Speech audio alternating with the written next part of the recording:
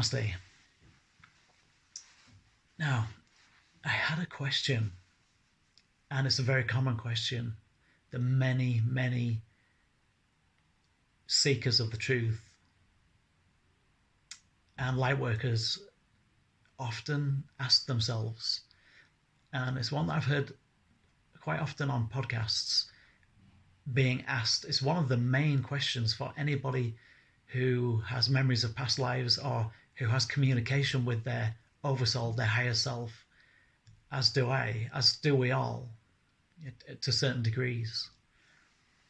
Now, I posed this question to my higher self, my innermost being, whatever you want to call it. And, okay, I'm just going to try and channel what I was shown. I'm going to try and describe it, and if I can't describe it, I'll channel it. Okay, I was shown that this is a multi-purpose tool, and this is a tool. I wanted to know, why do we come in here with all of our memory of who we are, what we are, where we have come from, all the lives that we have lived?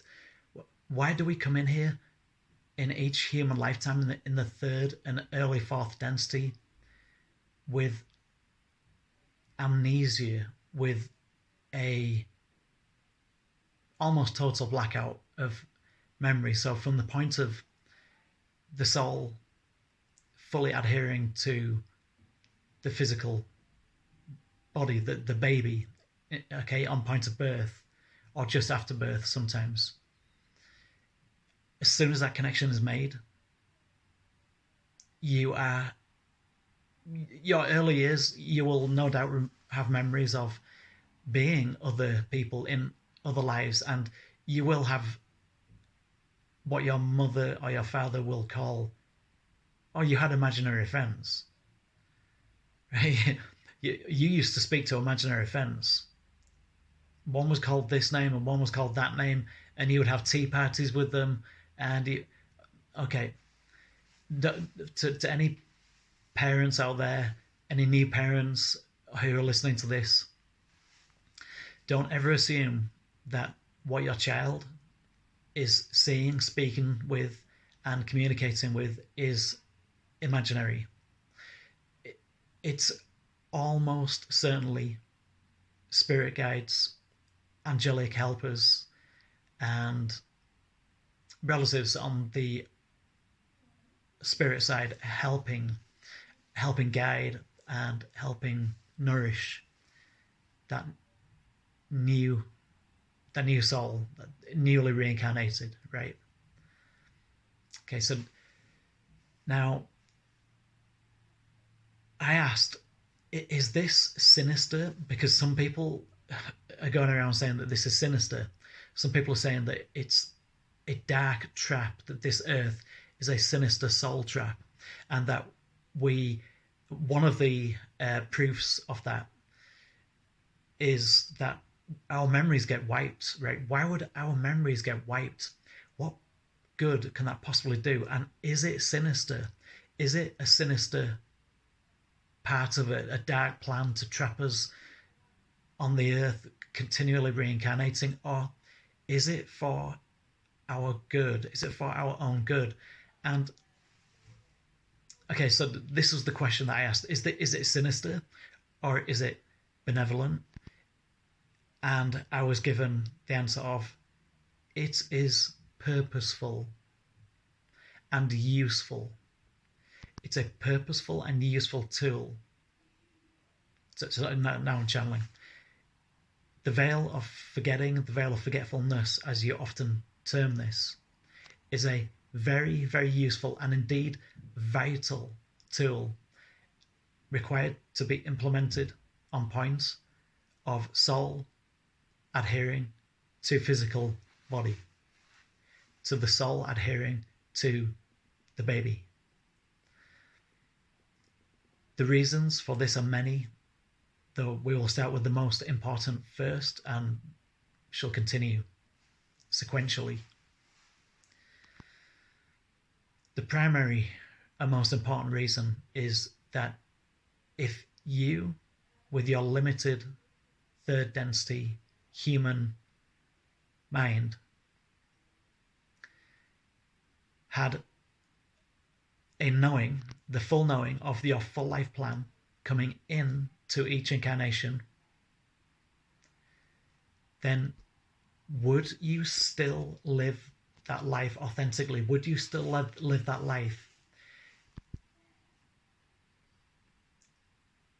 in a authentic, in a real, a raw, a lifetime fashion? Or if you knew what was coming, if you knew that on a certain day that you were going to have a terrible car accident that would kill your wife and child, or husband and child, would you plan your life around that event and do everything in your power to avoid that planned catalyst that is agreed upon pre-birth? And the answer for almost all of you, whether you would do this on a conscious level or a subconscious or unconscious state of being, as you may say, and the answer is, from the vast majority of you, if not all of you, you would change your life plan.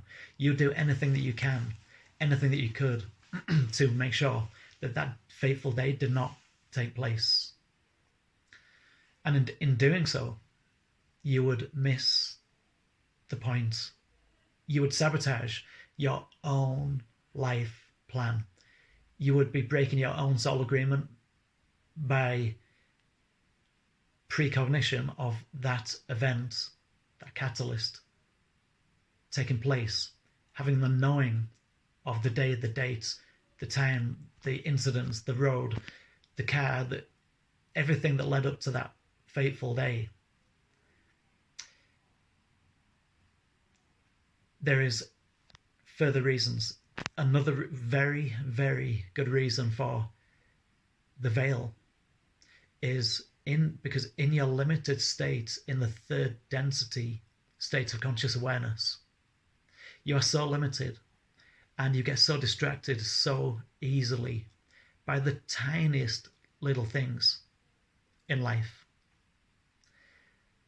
that if you had knowledge, full knowledge of your past lives, it would overtake the vast majority of your thought forms.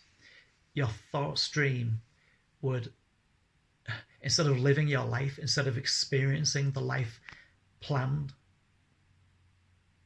with your elders, with your guides, with the angels, with the higher self, as you may call this, instead of living the life planned by the oversoul, the higher self, you would be spending the vast majority of your time trying to process regrets, trying to right wrongs, not from this life, but from previous parallel lifetimes.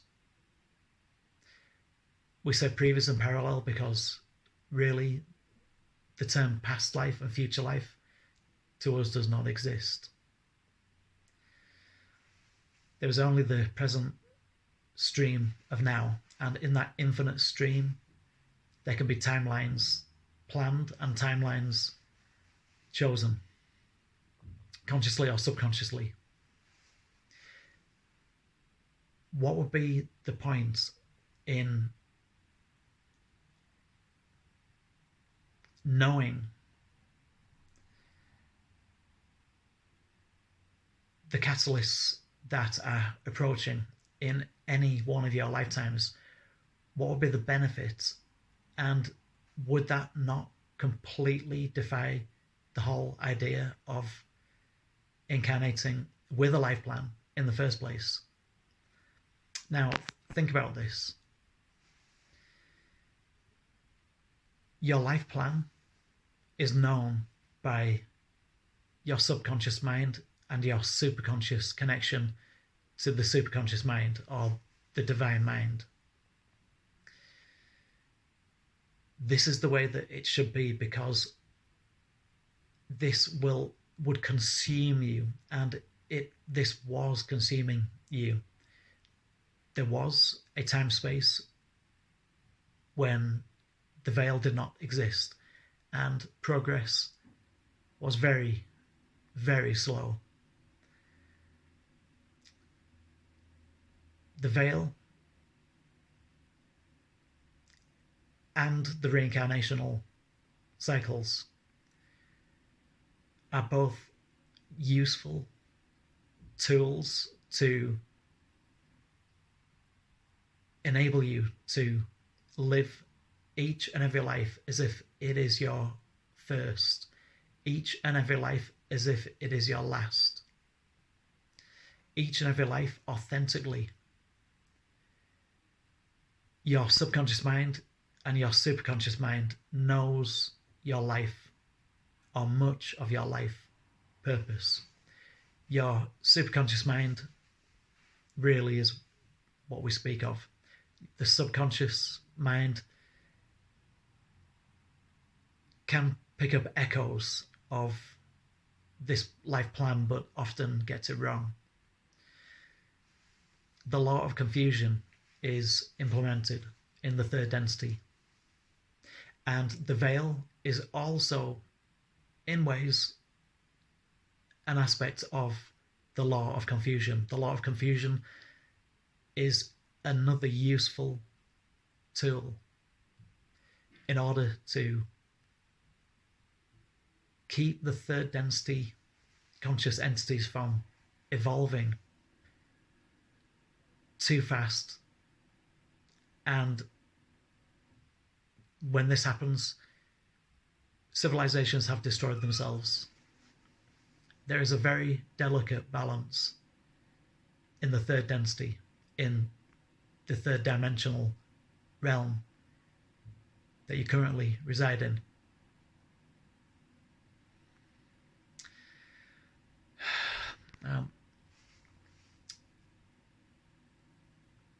There is one more aspect to this. There is one more useful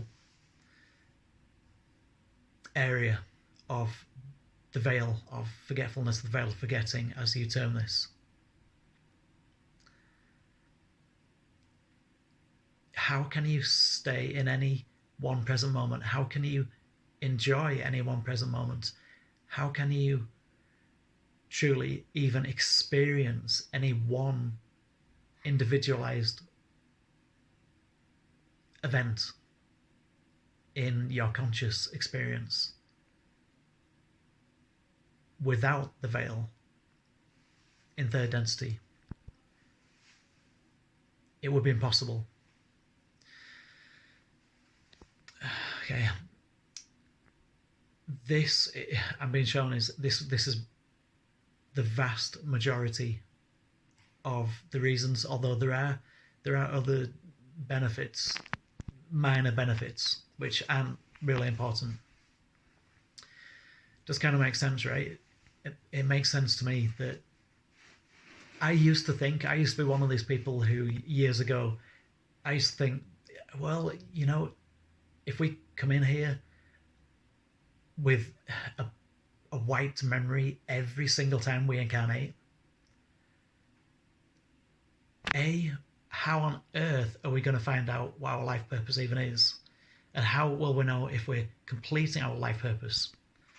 Well, that was also answered very, very clearly. I was shown that all of this is to make things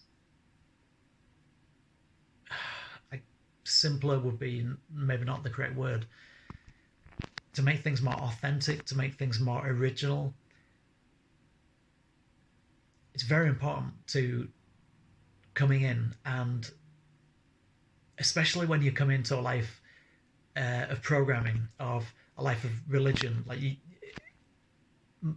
know, most lives, most areas that you will incarnate into on the planet, most countries will have some kind of a religion as their backbone.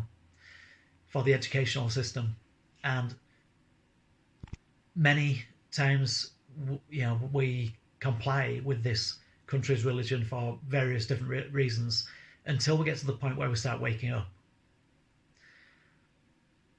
Now, it ironically, it was me being brought up in an evangelical, very strict evangelical Christian home that was the biggest catalyst for me to start seeking something within me. I knew that something wasn't right that was being taught by the mainstream Christian fundamentalist movement.